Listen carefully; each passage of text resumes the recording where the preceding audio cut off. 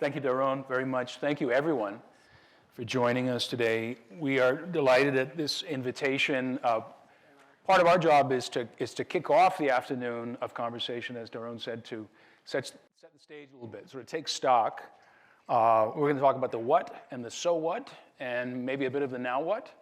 And I'm joined by four amazing speakers. Before I introduce each of them briefly, and we'll jump right into conversation, let me just observe that, yesterday we saw the transfer of power in Washington. Today we are gathered to talk about aligning equity and innovation. So not just talk about equity, but aligning it with innovation. Arguably neither political party in the US, but I could say this about many other parts of the world as well, neither party in the US has cracked that code of aligning equity with innovation. I think we all believe, and presumably you're in the room because you believe that that's a really, really big deal, the aligning and the fact that we haven't done it yet. But let's recall, innovation itself is it something of a nadir. I mean, it has powerful friends. It has a powerful narrative connected. I'm not just saying this because I'm at MIT. I'm talking about our larger body politic and our economy around the world. And it has a strong claim on things that mobilize enormous political and cultural energy and investment, both private and public, especially when it connects itself to causes like national competitiveness and national security and much, much more. But this aligning hasn't happened yet for all the reasons Daron went into. And to help us unpuzzle this a little bit, I am delighted to introduce and to welcome first, Molly Kinder, fellow at the Brookings Institution. We are colleagues there. Molly focuses on job quality, worker voice, the future of work. She's the former director of a program on that at a think tank known as New America. She's been with us at Brookings for some time now. She's also worked in international development, looking at how to promote equitable innovation, for example, in the global south. Next to Molly is Frida Polli. Frida started her career as an academic neuroscientist at Harvard and MIT, but she's also been a founder, a serial entrepreneur. So bringing positive innovation into the marketplace and thinking about how to do that responsibly. She's also played a role in shaping public policy. For example, the country's first law on algorithmic hiring and how to include safeguards in it in an effective way, and we'll hear more about that. Next to Frida is Erin Kelly. Erin is on faculty here at MIT. She's a professor at the Sloan School. She co-directs the Institute for Work and Employment Research, and her own work focuses very much on issues of job quality and how everything from workplace policies and employer practices affect not only worker well-being, but also organizational performance, the two of those together. And finally, Amanda Ballantyne, who is executive director of the AFL-CIO's Technology Institute, a longtime leader in our country's labor movement. And we'll get into this in just a moment, but the Tech Institute of the AFL, important congress of multiple unions, is really quite unique. It's quite singular in the labor movement, at least in the US right now, which is one reason we were so excited to engage with Amanda. So folks, thank you. A warm welcome to all of you. I want to kick off with a question about what you see as the major challenges and things we need to be paying attention to right now. And Amanda, I'm going to start with you. How do you see this set of questions and challenges? What's most important? And why did the AFL create the institute that you run? Tech Institute. Well, thank you, Zav. It's really an honor to be here. Thanks, Simon and Daron and David. The Tech Institute, I'll just start there. The AFL-CIO is a federation of now 61 national and international labor unions. SEIU joined us last week, actually. It really, and I think that sort of merger of interests is really evidence of the moment that we're in right now. None of us can remove ourselves from the transfer of power that happened yesterday. And I think that, when we're in the labor movement, thinking about the potential impacts of the next 4 years on workers, technology is really at the heart of one of our major concerns. The AFL-CIO created the Tech Institute about 5 years ago, and create it to be like a separate standalone institution that's very connected to the AFL-CIO, but did that because there was, after a multi-year study where we engaged the different sectors in the labor movement, this feeling that there needed to be a really focused effort to build the capacity of the labor movement to deal with technology in new ways. There had been, at the time, and it was before I was at the AFL-CIO, Rich Trumka and Liz Schuler had initiated this study. They'd come to MIT, they'd gone to Carnegie Mellon, they'd gone to Stanford, and really explored trends in technology and how the technology would be impacting different sectors, and decided that in the same way that firms and government are accessing academia to learn about technology and to develop core strategies, the labor movement really needed to do that as well. And so they created the Tech Institute as a vehicle to bring labor unions into academia, into government spaces of research and development, the research and development enterprise, and also to really make a concerted effort to center workers as key stakeholders, right? There's everyone at MIT is, I'm sure, familiar with this, a huge arc of investment in innovation and research and development and testing of new technologies before those technologies are commercialized. And then they kind of like happen to workers. Mm-hmm. And we in the United States are in a position of having a pretty low density labor movement. I don't want to say weak, but like that, labor unions represent, I think, 10% of the workforce overall. And so while unions can be quite powerful in negotiating the terms of how technology rolls out in any individual workplace, in terms of influencing how taxpayer dollars are spent on developing technology and bringing workers in, that hasn't been something that's done with a specific kind of worker-centric methodology. And so that's part of what we're trying to create. We partner with universities, we partner with government. We are very, we just executed an MOU with the National Science Foundation. And the basis of this work is, or I guess how we gain entree into these spaces, is that we really believe, and it's true, that workers are experts in technology, in the way that technology impacts their jobs. They know what makes their jobs better, safer, more efficient, what makes their jobs worse, less fair, less safe. And everybody is leaving a lot of money on the table if we're not engaging them in a very serious way in the R&D process. So we believe that doing that work, setting up public policy provisions to ensure workers are included, expanding bargaining over technology, there's a whole host of strategies.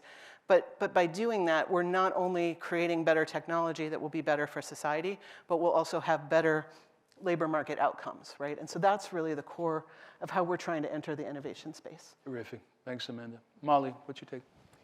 First, it's really such a pleasure to be here, and I love the chance to go after Amanda because I'm going to answer Zav's question about one of the challenges is, unfortunately, in our economy, not enough workers are going to benefit from Amanda and from being in a union. And really the reason why I think this is such a critical question to what Daron was saying, these big questions of how do we integrate equity and innovation, I'm hard-pressed to think of institutions in our economy that would allow what I see as the central challenge. How do we make sure workers can embrace the wonder of this technology while we're also addressing the many big worries? And where this really came to stark relief is last year I interviewed quite a number of creative workers. I did a case study on the Hollywood writers to understand what they achieved, what does this mean for how we think about AI and work. But I also interviewed a whole bunch of workers who are not a member of the Writers Guild. So I talked to freelance illustrators, I talked to voice actors, I talked to independent filmmakers, and even folks in the fashion industry, animators. And unlike the Hollywood writers who benefited from a big collective bargaining agreement that had tons of safeguards for them, when I spoke with these creatives who were outside that formal structure, they not only, like the Hollywood writers, felt vulnerable to the technology, as is my skill set and my training going to be for naught? Can I be replaced? They felt two more layers of vulnerability. One was in their employment. They're not in a union. What voice do they have? They felt this was something that was just happening to them. They had no agency in this. And the third is that we really lack at a societal level an adequate safety net or really any fit-for-purpose workforce training system. So if you've studied, you went to college for illustration, and now that career path is closed off, really what is left for you? a union is so incredibly powerful if it does all the things Amanda is trying to set it up to do. Zav, my other colleague Mark Muir, and I have done some research at Brookings, unfortunately, that shows something we're calling the great mismatch. The vast majority of workers in this country that are going to be impacted by this technology look more like those creatives than they do the Hollywood writers. Amanda was referencing we have a 10% union density, but if you rank all the sectors by how exposed they are to this technology, we use data from OpenAI. Exposed does not mean those jobs are going away, it just means they're going to be the most intensive of using this technology. And you rank those in terms of the most exposed and even medium exposed. These are some of the lowest union density sectors across the entire economy, even less than what we see overall. You have to go all the way down to education, which is really a middling exposure, until you get substantial union density. And as a parent, let me tell you, that's good news. You know, for those of us who had kids through the pandemic, we saw remote kindergarten. We know that humans are essential to education. I know as a parent of 3 kids in school, I want teachers helping decide how to use this technology. I want them to use it for their curriculum, for saving them time on grading. But I don't just want a sort of a financial officer at the district level just cutting costs and not including teachers. So we can see very well, even as a consumer, why this is important. I'm sure we also feel that way in the healthcare sector. Do we want our sort of decisions about patient care and AI just being made by a chief financial officer? We want our healthcare practitioners in those conversations. Unfortunately, the vast majority of workers don't look like that. They look more like finance, which has a 1% union density, and where we see some of the most robust use of generative AI technologies. There's so much uptake in big banks. Right now, it's very much a co-pilot mode, in part because these are highly regulated systems. But there's questions of who benefits when workers in finance and insurance become more efficient. I've interviewed folks in the sector. I talk to insurance underwriters and auditors. Auditors tell me, you know, our lives get crazy at tax season. Maybe if these tools save time, we'll have a better work-life balance. Or I talk to underwriters who said, well, maybe we can get promoted faster because we're doing more valuable work, less drudgery. Well, you know, we see headlines in the New York Times and Bloomberg that in reporting on investment bank leadership that they're already looking to cut both the numbers of junior investment analysts and their pay because they're not staying up all night working on spreadsheets. So really, who's benefiting from this, especially when you have a sector that really has no representation for these workers? And when you look at the finance sector, I think right now, to the extent there is a lot of discussion about substitution, one thing I wanted to point out was actually it's in the female-dominated roles where that really is the case. And I know I have a lot of female panelists here, so I'd be remiss if I didn't say that a lot of the energy around substitution in finance is customer service, back office. These are very female-dominated sectors. So that's, when we think about workers and unions, actually we should be thinking about a gender balance there. And last, I think a lot of times in our discussion of AI and work, we think of these kind of dramatic scenarios of just our jobs all going away. And I think we're at the precipice of jobs changing dramatically and significantly in ways that we probably can't understand. The buzzword of this year is going to be AI agents. Do any of us really know what it's going to mean to manage AI agents or work with AI agents? You know, just a few years ago, we thought it was impossible for therapists and psychiatrists and psychologists to be substituted. There's chatbots now. I've talked to, you know, therapists and psychiatrists who say their jobs probably aren't going away, but they could change significantly. If all the easy cases are done by chatbots, maybe your workload is all the really extreme cases, and that's going to lead to burnout. Doctors might not be doing as much diagnosing. Lots of change in our jobs, and I think it's safe to say it's much more likely we're going to have equitable outcomes for workers if workers have a say in how that technology rolls out. Thank you, Molly. I think it's a perfect segue to Erin, and then Frida, I'm going to come to you last in part because I really want to hear your perspective too as a business developer and someone who's seeking that alignment of equity with innovation. But let's Great. Erin first. Well, it's a pleasure to be here. I'm eager to learn from all of my panelists and those in the room. My research has touched on job quality in various sectors, as Zav said, but I'm a relative newcomer to these particular questions. It turns out they're also familiar questions in many ways. So one question on my mind is, how do we talk effectively about the possible costs of these technology changes? And the cost that I want to hold up in particular is cost to public health. So my research has investigated work and specific work conditions, thinking about work as a social determinant of health, and how How do changes in work conditions affect people's health? There's two clear links here about how technology implementation may affect public health. The first is maybe the obvious one. Unemployment is a health hazard.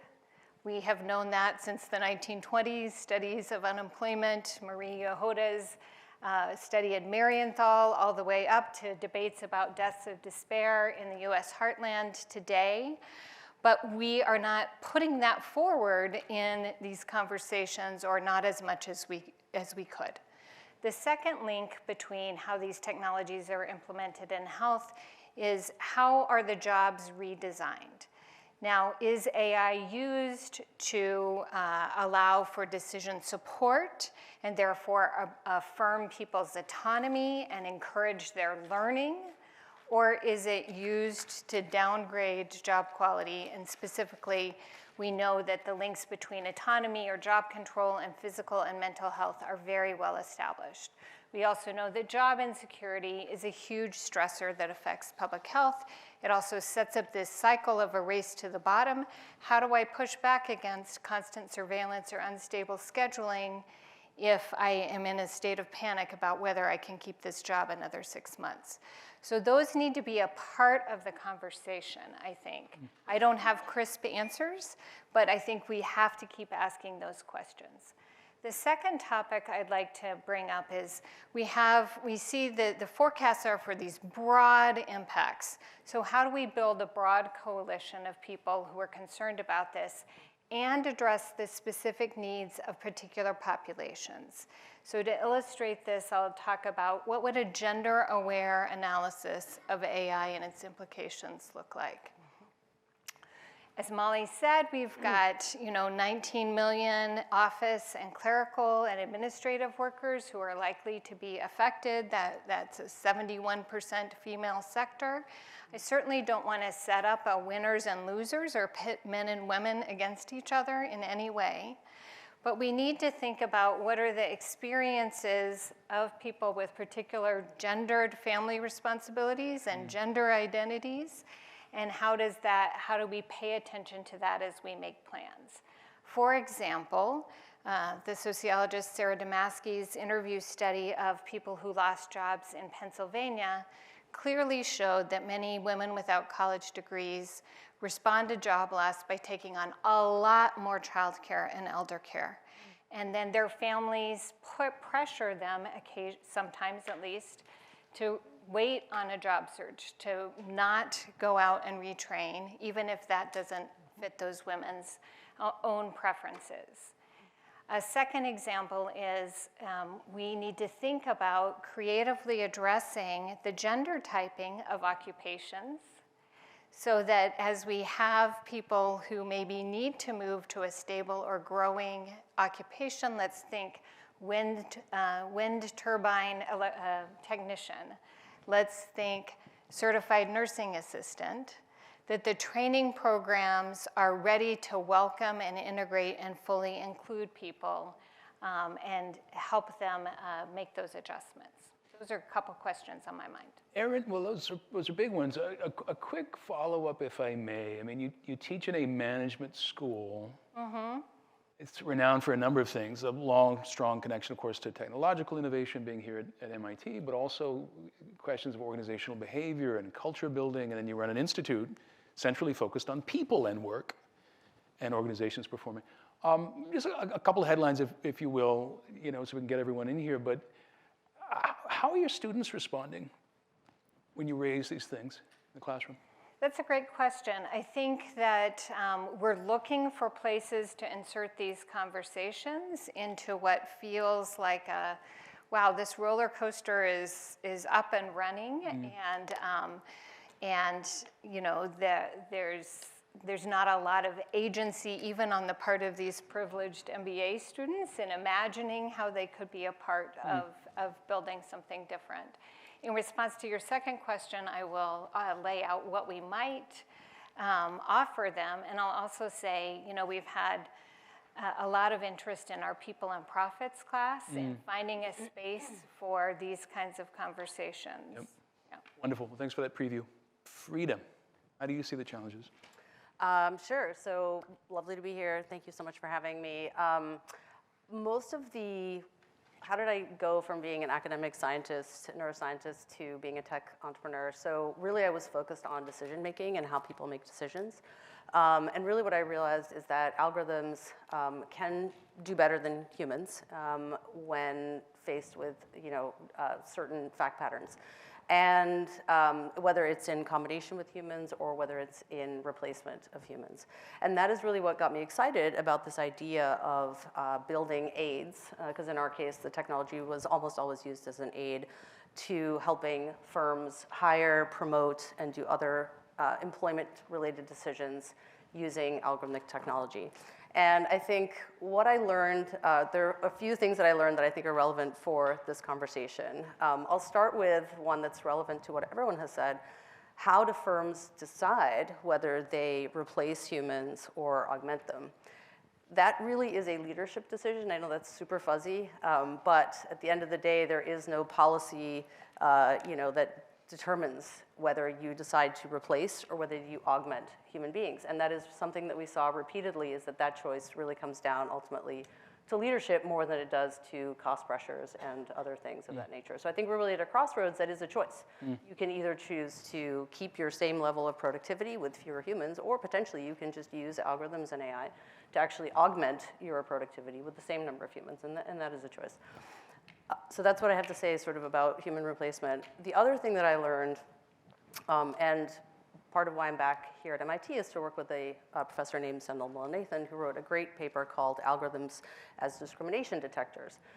What you learn when you're in the employment field is that essentially algorithms, for better or worse, can be far more transparent than human decisions. And that kind of cuts both ways. And I started out as a technologist knowing zero lawyers. By the end of my time at Pymetrics, I was invited to keynote at legal conferences because the field is so regulated that I came to basically every single client engagement I had involved dealing with their chief legal officer. And I say this because what we have in algorithmic format is really a little bit of a translation of civil rights into algorithms. And what I mean by that is actually pretty clear-cut. So when you use an algorithm to make a decision, whether it's in employment, whether it's in credit, whether it's in housing, you basically come across what's called disparate impact law. So for those non-lawyers in the audience, which is probably a high percentage, disparate impact law basically means that a decision, when it's looking at two different groups of people, if they are equally chosen by this algorithm, let's say men and women, and it's perfect, the outcome of that algorithm will be a ratio of 1-to-1. If it is far worse than that, and let's say many more men are chosen by this algorithm than women, the outcome then is, let's say it's 10 men for every, call it 5 women, then the ratio is 0.5.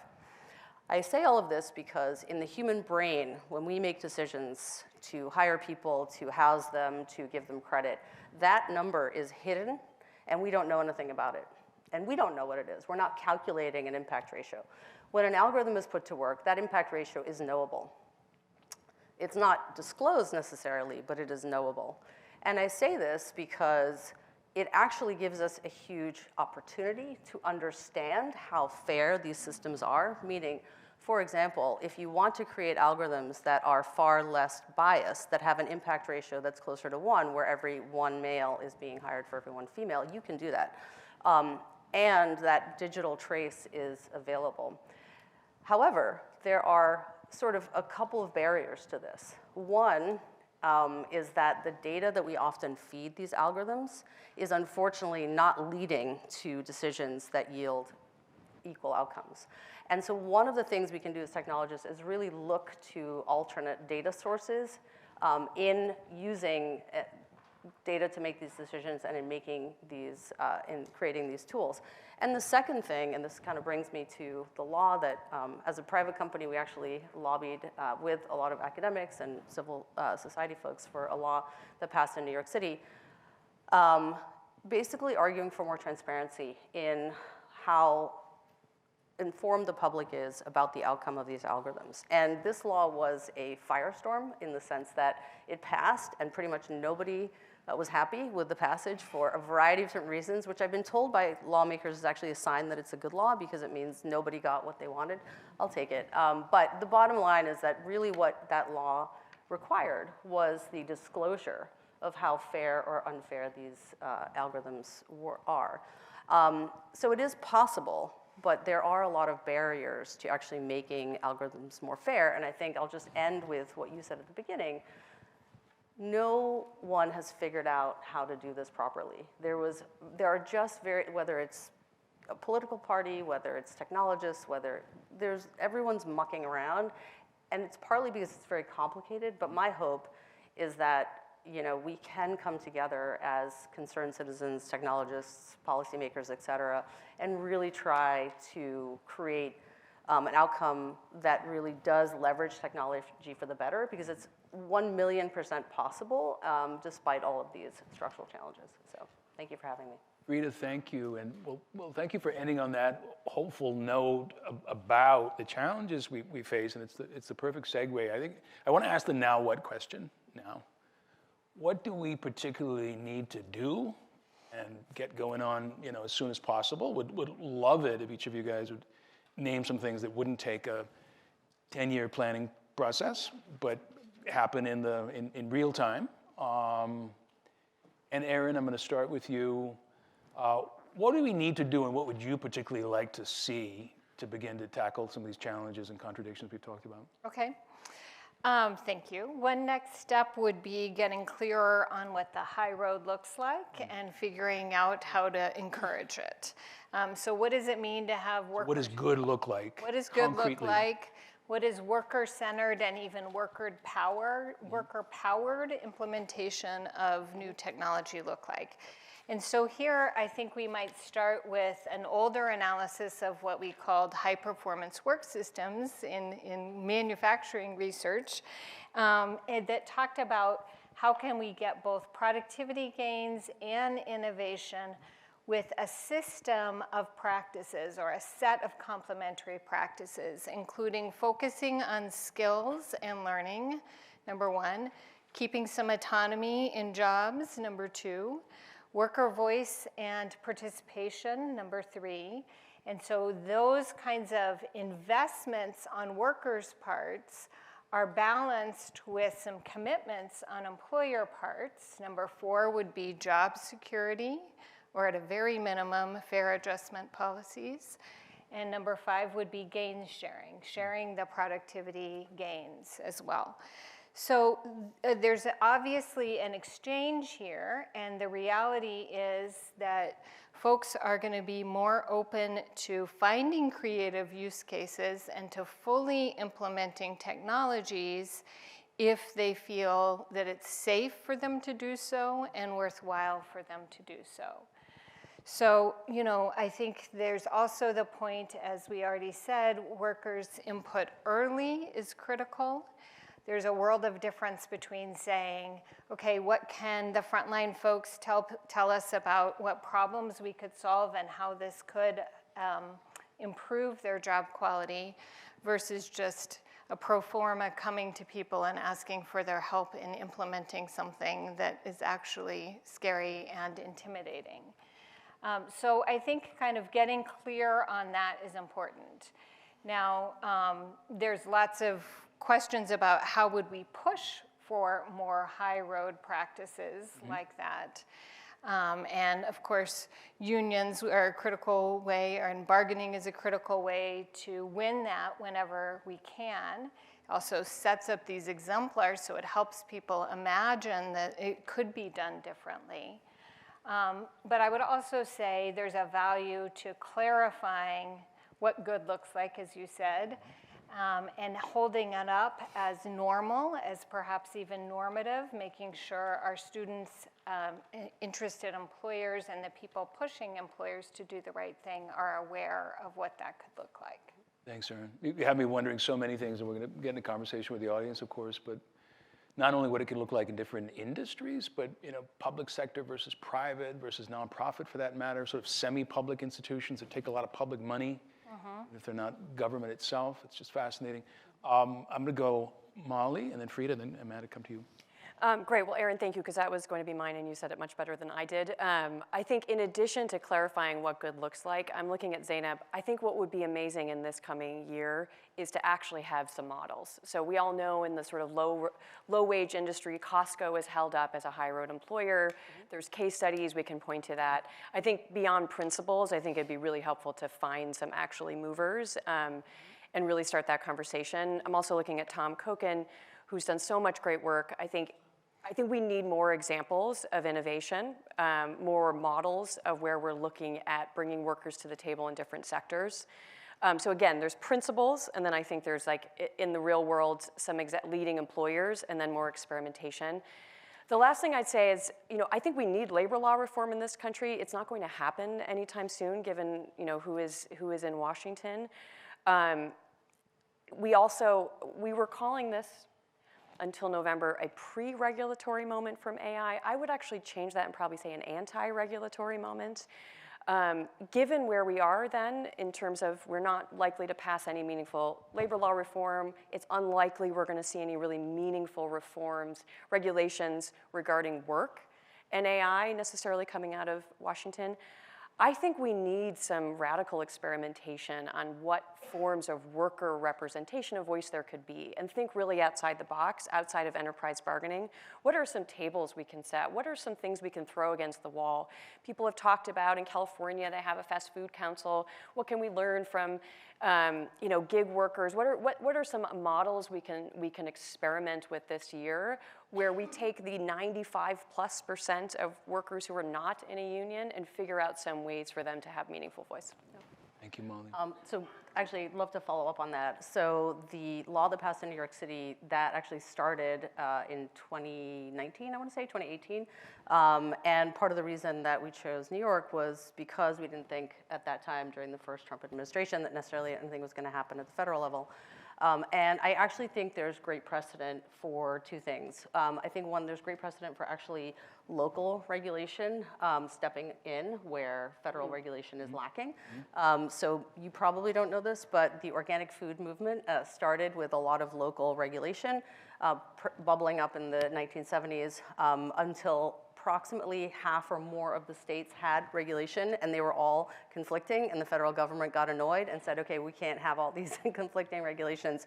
So they passed the Organic Food Production Act in 1990, which then led to essentially standards being proposed a decade later. So I think there's a lot of value actually in states, municipalities and states, and since New York, both Illinois and one other state I'm spacing on also have passed regulation, and it's in process in 10 other states. So I do think that there is, a lot of value in working locally, and just it will bubble up. And the second thing is, I always feel I have to beat the drum of, regulation is not anti-innovation. That was a very strange thing to say as a technologist. A lot of people would look at me funny. Now that I'm in academia, maybe people will look at me a little less funny. But I really just want to preface that I do believe that smart regulation can be very pro-innovation, and the Fair Credit Reporting Act, for those of you who are not aware of it, probably one of the best examples of that really allowed the credit card industry to blossom, because it provided responsibility for who was held responsible for when fraud and other things happened. So again, I think working locally towards hopefully shared set of goals and values can be quite effective. Frida, I'm so glad you highlighted the importance of state and local. I'm sort of brought it into the conversation. For those who may be less familiar, these sort of division of powers and whatnot, in America, states are enormously important labor regulators. But they also have outsized importance on a host of other things that connect to some of these questions: environmental standards, health spending, education spending, and many, many other things. And they are so powerful that sometimes they stop localities who are legally subordinate to them from doing certain things, including things in the labor arena. It's an issue for New York City, but it's even more so an issue for cities, for example, in the US South, where state governments tell their localities, you cannot pass a living wage ordinance. We're going to disallow it. It's called preemption. You impose that power down. It's really important. It can cut both ways, I think, is what you're saying. Absolutely. Right? But so glad you brought it into the conversation. Amanda.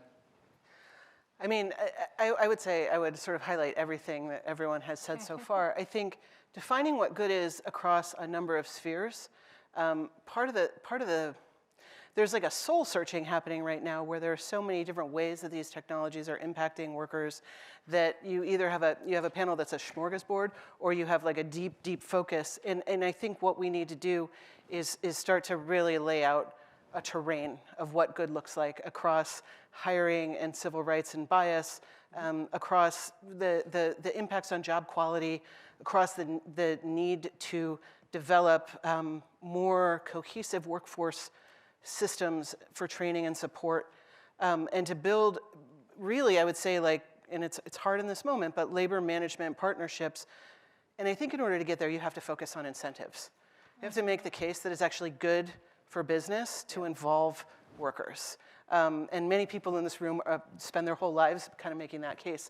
It's really important right now because I think a lot of state governments particularly are searching, they're establishing these governors' commissions, they're trying to figure out how to do the regulation that the federal government can't do. That's a huge opportunity, right? Same with state level policy.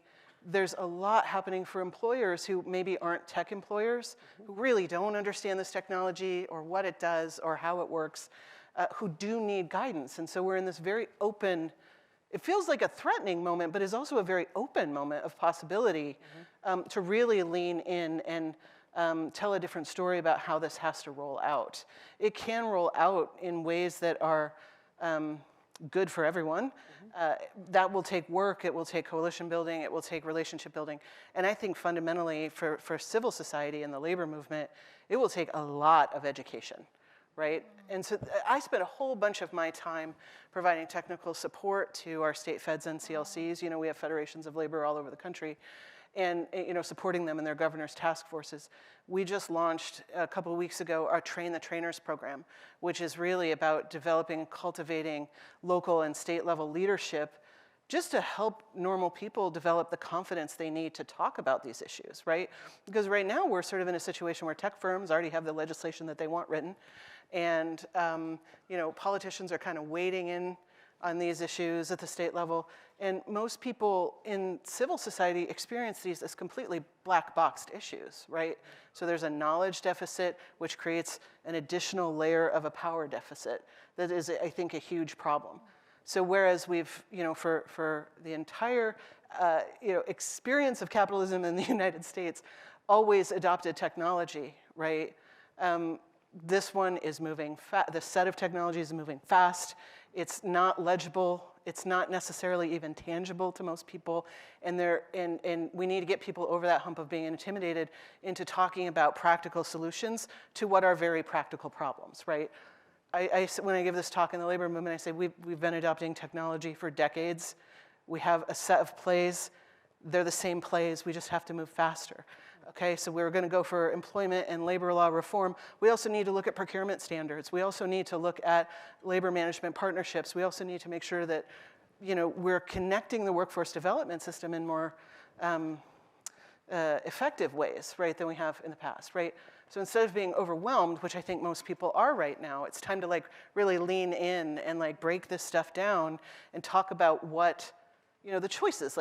We can make this create a better society for us, or we can end up sort of in a much more polarized position with more income inequality and less good work, right, for most people in society, right?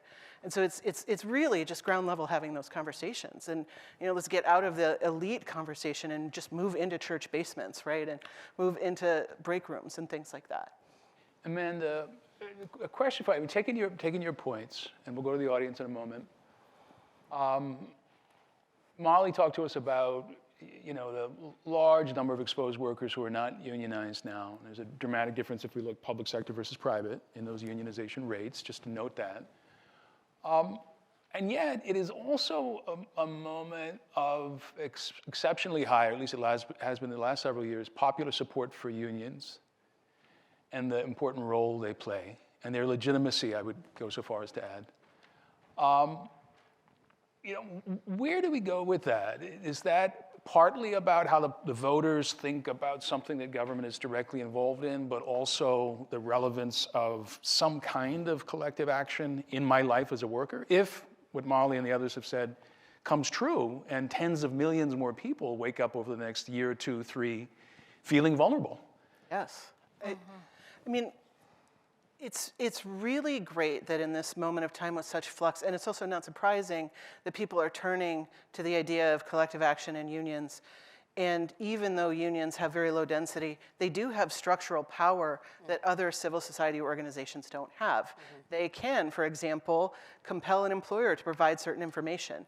They can pool worker resources to take an employer to court. They can, create a sort of law of the shop through a collective bargaining agreement. And that right needs to be expanded. And it doesn't have to look like NLRA-style collective bargaining, but we do need to give workers in the society more concrete rights. And I think there's a lot of possibility at the state level. They've been rolling back right to work laws. There's a lot of experimentation. But that's sort of a perennial question of how do you solve the exclusive nature of the NLRA. I guess from my perspective, I'm just like, we have to plow through that and educate workers and get them in the state houses. And, and what we can learn from bargaining can be lessons that we pick up and turn into law, right? I mean, we have to see it as more of a virtuous cycle of kind of like moving the lessons from one space into impact in broader society. Thank you. Thank you, and thank you all. You've given us so much to think about. We would love to hear from you. What are your thoughts and questions? Let me start right there in the middle.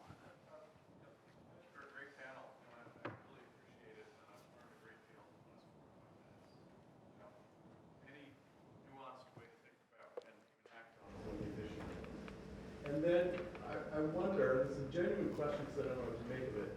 You have the port strike, or the threatened port strike in the last few months, where the American ports are the least automated and the least productive in the world. The union is against automation in a very 20th century kind of way. The president-elect tweets, "I've studied automation, I know all about it, it's expensive and it doesn't work." How do we reconcile all the good thinking and work that you all are doing with that kind of public discourse and public event, and where do we see that going? Amanda, would you like to? Might you? Sure, set me up. Set me up. I mean, I guess what I would say is any union is going to really strongly object to things that are going to have that level of impact on their workforce, because you have to remember that unions are also businesses and they have to represent they're required by law to represent their members in certain ways. And so, I do think it's important. I think all the strikes we're seeing right now and the sort of tech elements of them are telling us something about what society is willing to put up with or not, because as annoying as some people might find a port worker strike, that is an extremely powerful tool. And actually, there are a lot of workers who are in unions who aren't allowed to strike.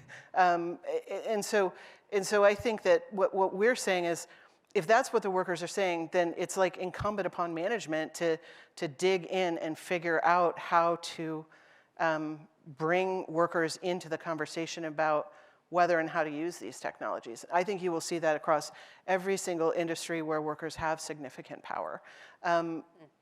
We need to see those as learning opportunities that inform public policy. And I think it comes back to this equation. Like, it's not necessarily true that automating a port makes it more efficient, right? There's a lot of myth that follows around these technologies, and that people just assume because it's technology, it must be better, more efficient than a human. And that is not true, right? And so I think the question is, how do you get a more textured analysis? And how do you take leadership and initiative from workers? If you're learning from workers, you can find other types of efficiencies, right? And that's part of why we're aimed, in a sort of generational sense at the research and development enterprise. Because if you're involving workers as stakeholders, you're asking different questions about what creates efficiency. So you can get to a different answer. It's not always just, how do we get rid of workers? How do we get rid of workers, right? And so in some ways, you're asking an intractable question. Like, there's not clear answer, but I think those are social forces and dynamics that give us a lot of information about where we're at as a society and whether we're creating appropriate mechanisms and strategies for workers to have mobility in a time of really significant potential change in the economy. Anyone else want to jump in on that one? But I also just kind of want to add one thing, which is efficiency can mean using the same number of workers, but to just make everything run much faster, or it can mean getting rid of workers, right? And so I think we have to kind of have that as an open, clear question. Totally, yeah. Again, like and I think most types people of would prefer to efficiency. have the same number of workers, just have everything work better with technology than get rid of people, right? But that's not always the case when these decisions are made, right? So. Yeah, I mean, and again, what I'm just talking about is having a more expansive view. Yeah, totally, yeah. Molly? One of the reasons why I spent so much time writing this Hollywood writers case study was I actually found that to be a very nuanced story. The opening question was, how do we marry innovation and equity? Not how we stop innovation on behalf of equity. It's really how do we manage it in a way that workers at the end of the day benefit and we avoid some of the harms that society, not just the workers, don't want to see. And it was really instructive for me to talk to the writers at all levels, from struggling, starting out writers to very famous showrunners and the head of the union. There was a lot at stake, the sense of a career ladder that people really wanted to protect. A lot of diversity comes in at the younger voices. If AI can create the first draft of a script, why do you need 12 people in a writer's room? Maybe you just need the most senior. Ultimately, what was really interesting about that case, it was not just about stopping AI. It was who benefits when AI is used. And so what the writers were able to get, in part because if copyright was on their side, there was an alignment of interests, which is not the case everywhere, was that to the extent AI was used in the writing process, AI is not a writer. Only a human is a writer. And even if AI is used to make a better script or to do it faster, still at the end of the day, the human gets the credit and gets the same amount of pay. And there were some other protections put in terms of minimum staffing. I really like that example because unlike the port example, which just feels like one or the other, this was really an example of how can workers have a say in this, and ultimately the incentives were aligned that if AI could be used to write a better script, the studios were incented to do that.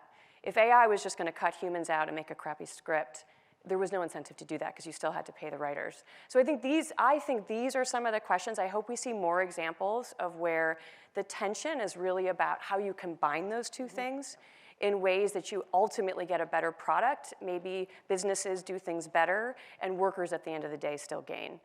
So I wasn't really seeing that as much, frankly, in the port example, but I think there might be other examples that show a little bit more of that togetherness. Thank you very much for the question. Others? Are we using the mic? Do we know folks online? Okay. Thank you.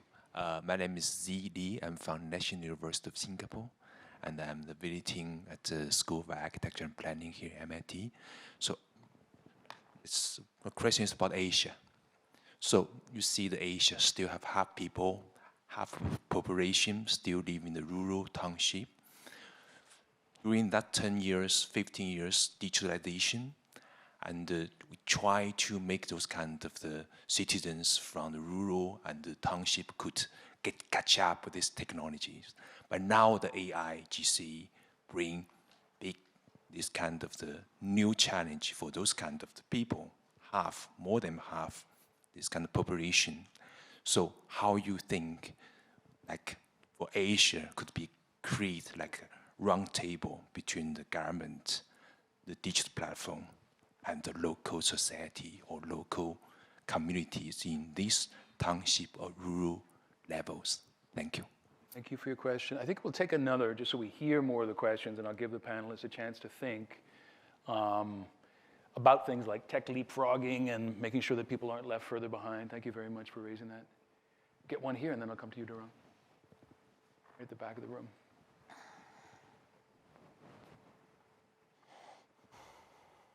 Thank you. A follow-up question on sort of marrying innovation and equity. There's a growing body of research on the unevenness of productivity gains for workers when given Gen AI tools. Take a particular role, you're going to see differences across demographics, whether that's educational attainment or age or even gender. what implications do you guys see is that having on policy making, given that those differences exist? And are there any learnings from past technologies where you also see those sort of uneven productivity gains to learn from? Terrific. Well, let's hear a third one, and then I'll just go to the panelists and invite you guys to address the questions that you can. Well, thank you very much. I wonder, whether we need actually some more radical thinking. And the reason why I'm saying that is because, caricaturizing a little bit, the labor movement model is, labor movement is strong, so it can take a bigger share of the pie. And that, I think, with some allowance for what Amanda already mentioned, that unions can also improve productivity, that sort of worked sometimes, didn't work other times. But with digital automation tools, and especially AI, increasing automation, that strategy is much more precarious right now, because if you make strong demands, that's going to increase the incentive of companies to lean even more on automation, even if it's not great automation.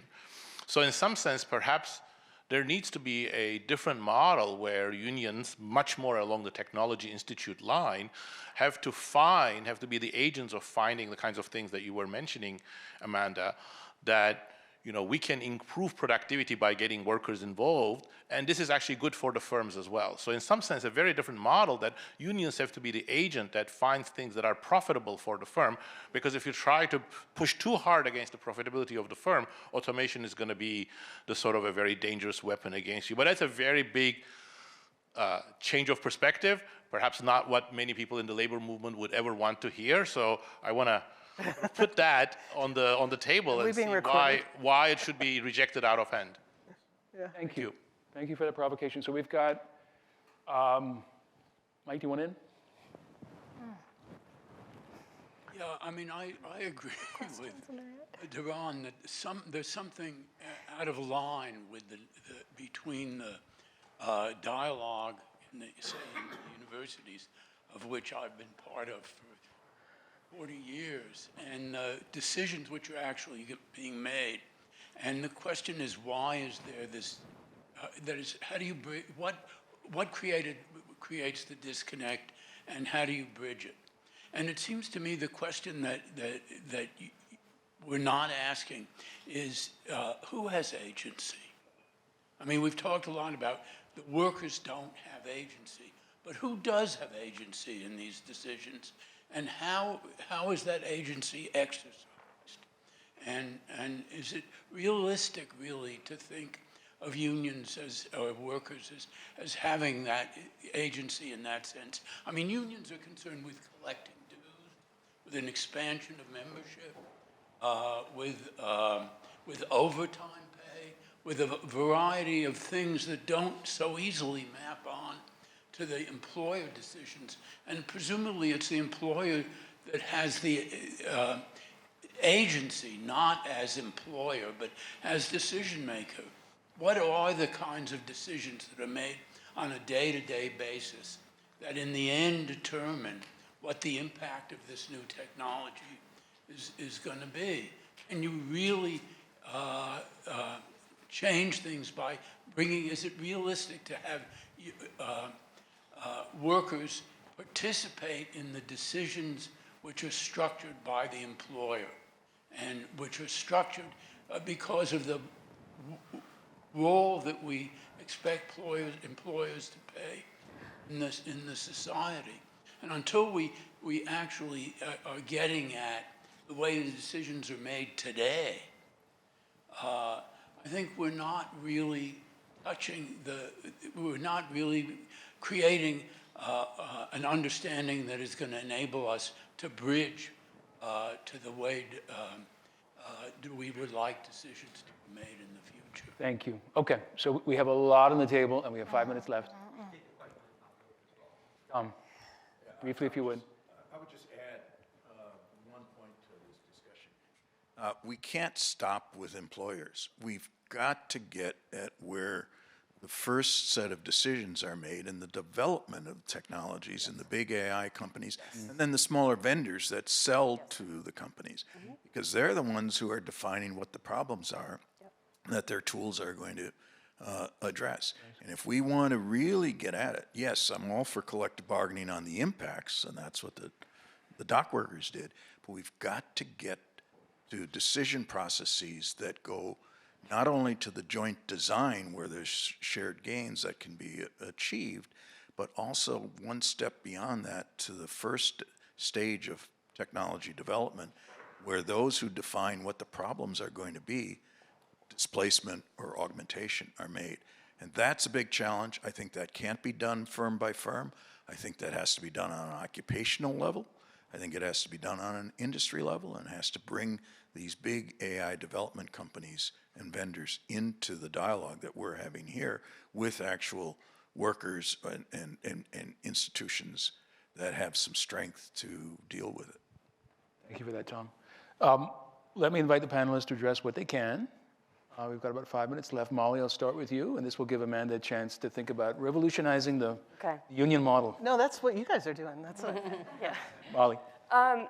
Great question in the back. My 2 cents is that we don't yet know, frankly, what types of occupations and roles and levels that this technology complements and substitutes for.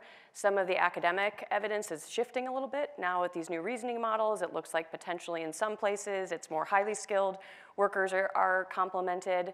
I think it's still early stage. I think there's a lot of the brilliance in this room is studying this. I would say out talking in the real world to so many executives and workers, I'm hearing deep anxiety in so many different spaces that early career professional workers could be really substituted, which is really counter, in some ways, some of the sort of emerging hope that this was a leveling up.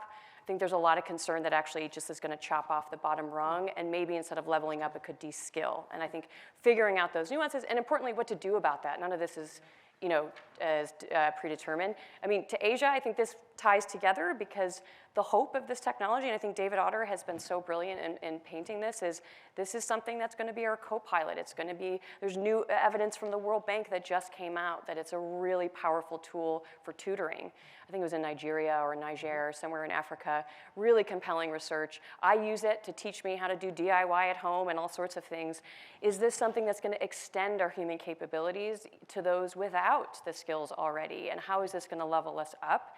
I think is a really big question. In Asia, I do worry about the substitution of some call center work and various things, but I'm not going to add worry to it. Let's talk about the wonder. I think there's a lot that we really need to grapple with, innovate. How can we harness this so folks who don't already have a PhD or a world-class education from MIT, how is this making us more capable? That's a lot of the key to unlocking the wonder of this technology.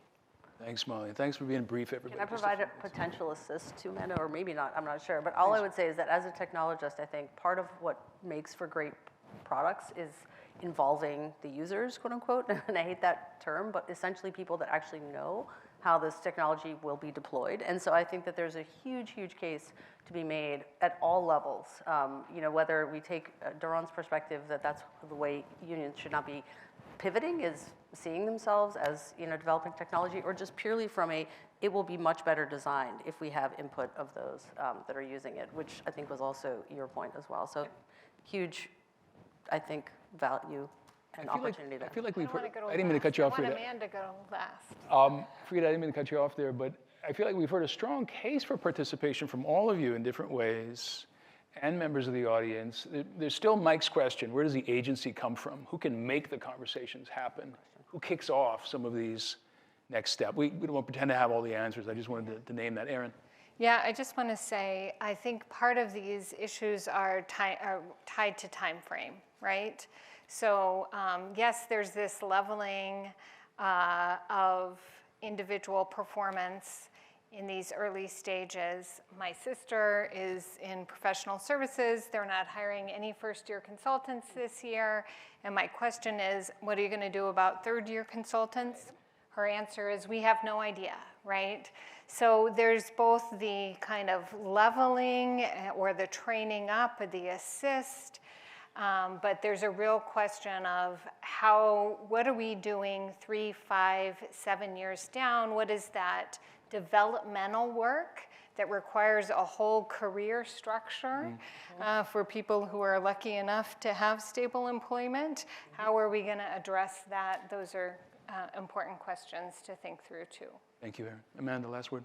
I think that's really instructive, thinking about the different time frame on which these problems emerge. So, and that's part of pulling apart and being really clear about what questions we're trying to answer. Actually, I want to elevate what Tom was saying to answer the question about agency and the role of unions. I think you're absolutely right. Like, labor management partnerships can be, they're not in vogue right now, but they can be incredibly powerful in terms of helping firms adopt new technologies in ways that are good for workers, including asking workers, what are the types of tech solutions that would actually help you do your job better? What are the parts of your job that really need a human touch? Those types of entry-level questions. You can think about that set of questions at various stages on the innovation scale, and there are different institutions required, I think, to bring workers into agency. So we have this partnership with the National Science Foundation that's really about funding universities to do research that brings firms and workers together, in a specific way that's about developing a methodology for this, right? That's one level of intervention with a set of institutions. There are industry partnerships and associations where you could have a similar conversation about setting industries and norms. In some ways, that's what our partnership with Microsoft is aiming at. Sort of, can we work with Microsoft to develop some industry best practices that they could move out into all the businesses that sit on their platforms, right?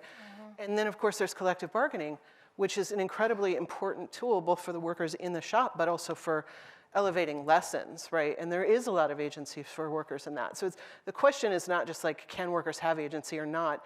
It's like, how do we create openings at different stages in the innovation cycle for workers to have agency? And how does that actually benefit business and the economy more broadly?